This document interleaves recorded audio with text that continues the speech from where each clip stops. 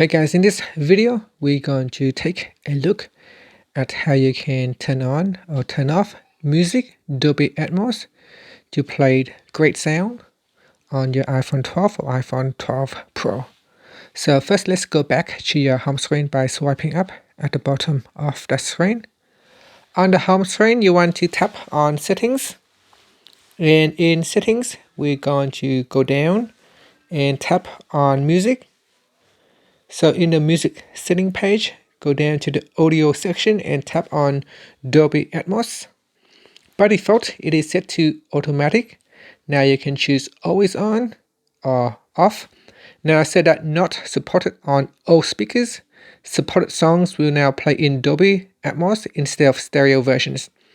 Connect your headphones or Dolby Atmos supported speakers for the best experience. Change this at any time in settings. So you can tap on turn on to switch it on. And you can choose off or you can choose automatic. So the phone will automatically decide if the device that you are connected to support Dolby Atmos or not. And then you can tap on the back key to go back.